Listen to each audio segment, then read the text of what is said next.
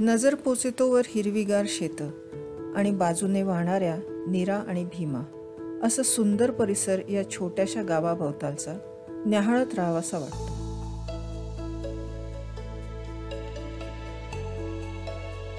नीरा नरसिंहपूर हे नीरा आणि भीमा नद्यांच्या संगमावर वसलेलं पुणे जिल्ह्यातलं आग्नेय दिशेचं शेवटचं गाव. पुणे सोलापूर महामार्गावर पुण्यापासून 170 किलोमीटर असलेल्या नीरा नरसिंहपूरला स्वतःच्या गाडीनं जायचं असल्यास पुण्यातून 3 तासात पोचता येतं.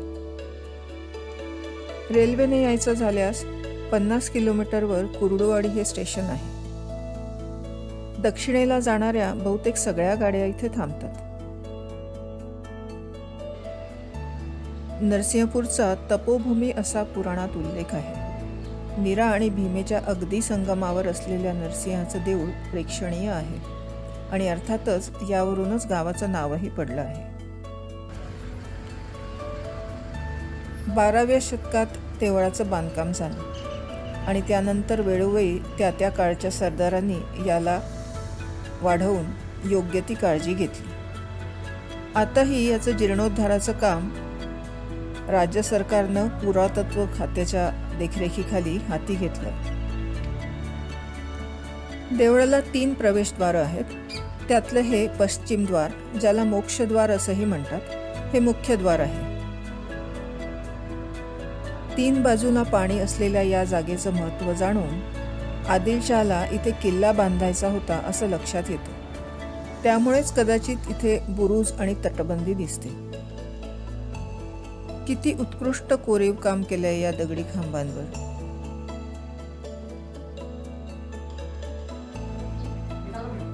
तुमच्या लक्षात आलंच असेल की मुख्य देऊळ हे दगडी बांधकाम आहे आणि सभोवतालचा मंडप लाकडी आहे.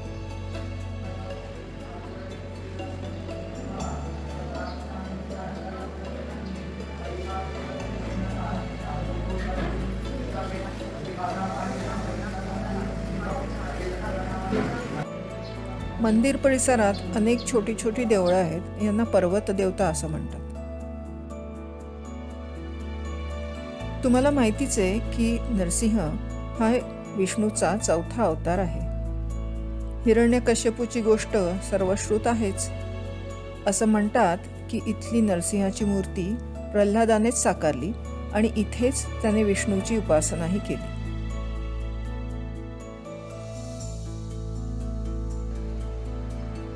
बघताय ना या शिखरावर कसं विविध देवी देवतांचं, प्राणी आणि फुलांचं कोरीव काम केलंय ते.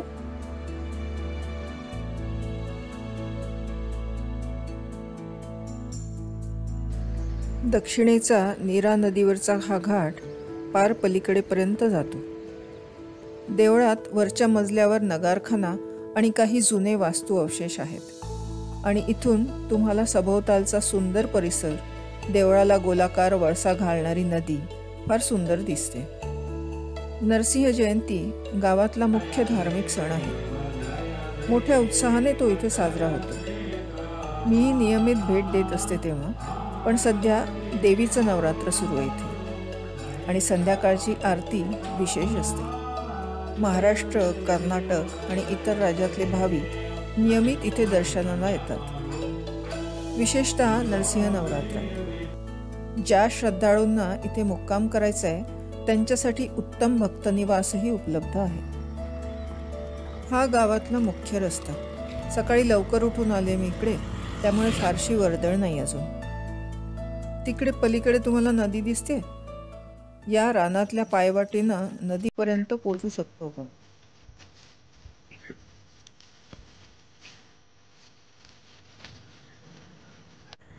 नदीकाठावर अनेक तीर्थ आहेत. संध्याकाळी मी इथे नरसिंह तीर्थावर आले आहे. गावापासून साधारण 1 किलोमीटर अंतरावर आहे. गावकऱ्यांची अशी श्रद्धा आहे की जेव्हा जेव्हा गावात दुष्काळ पडतो तेव्हा नरसिंहाची पालखी काढली जाते आणि लवकरच दुष्काळ निवारण होतं. असा प्रत्यय त्यांना वेळोवेळी आलेला आहे.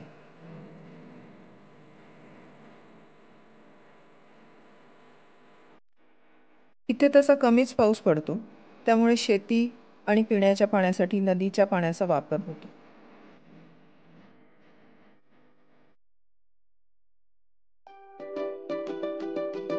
जेव्हा भीमेवर बांधलेलं उजनी धरण पूर्ण भरतं तेव्हा त्यातलं जास्तीचं पाणी नदीत सोडतात.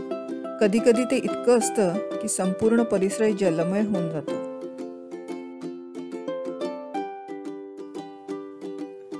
गावात नावाडी पण आहेत, त्यामुळे तुम्हाला आवडत असेल तर ते तुम्हाला होडीतून फिरवून पण आणतील.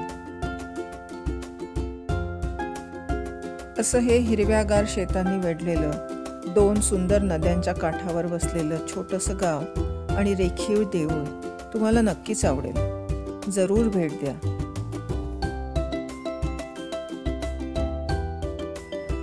आणि व्हिडिओ आवडला असेल तर चॅनलला सबस्क्राईब करायला विसरू नका.